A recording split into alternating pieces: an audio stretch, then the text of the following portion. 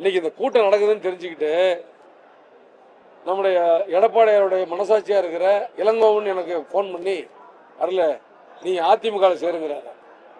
திமுகவில் இருந்து மிக மிக முக்கியமான பிரமுகர் ஒருத்தர் ஒரு வெளியில இருந்து போன் பண்ணி என்ன தயவு செஞ்சு நீ திமுகவில் சேர்றதை பத்தி சிந்திங்கிறாரு.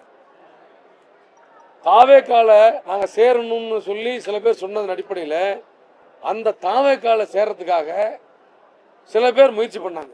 அப்ப அன்புமணி அவர்கள் அவருக்கும் அங்க ஜானா ஆரோக்கியசாமி அந்த அங்க இருந்த சில பேத்தோட இருந்த உறவை பயன்படுத்தி தடுத்து நிறுத்தினார்.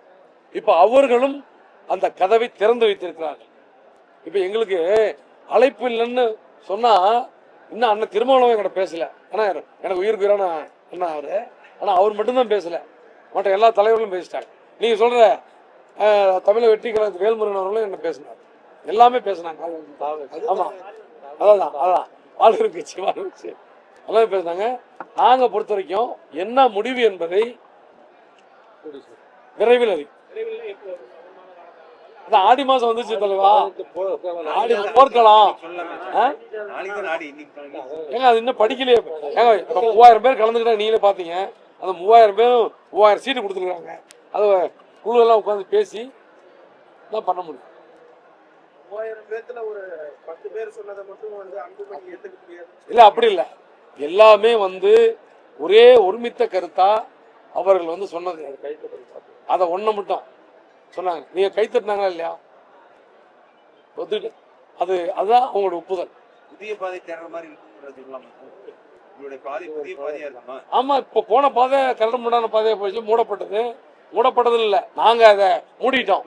அது வேணாம், அந்த பாதை வேணான்ட்டோம். நாங்க புதிய பாதை தேடுறோம். ஏங்க எதுவா கூடலாம். நான் தான் சொன்னேன், இத்தனை கட்சிகளே என்ன கூப்பிட்டுருக்காங்க, எங்களை கூப்பிட்டு எல்லாத்தையும் கூப்பிடுறாங்க. அவங்க கூடயும் போலாம், புதுசாகவும் ஆரம்பிக்கலாம், எதுவாக கூட இருக்கலாம். அது இயற்கையும் காலமும் எங்களுடைய ஐயாவுடைய ஆசீர்வாதம் தான் அதை முடிவு செய்யும். சார் இன்னொன்னு யாருன்னா காலையில் சொன்ன ஒருத்தர், இந்த வன்னியர்கள் எல்லாமே அழிஞ்சு போயிட்டாங்க, கட்சிக்கு வந்தவங்க பாட்டாளி கட்சி எல்லாம் அழிஞ்சு போயிட்டாங்க, ஒரு குடும்பம் மட்டும் இன்னைக்கு 10,000 கோடி சொத்து வச்சிருக்கீங்க. யார் சொன்னது? யாரு? நாகை ஆமா அவர் சொன்னாரு, நான் சொல்லப்பா. ஒரு சொன்னாங்க ஜி.கே. மணி அண்ணங்கிட்ட தொடர்ந்து பேசிட்டு இருக்கிறோம். அவர் என்றைக்குமே என்னால கைப்பிடிச்சி கூட்டிட்டு போன ஒரு அரசியலுக்கு அவர் என்றைக்குமே என்னுடைய தலைவர் அண்ணன்.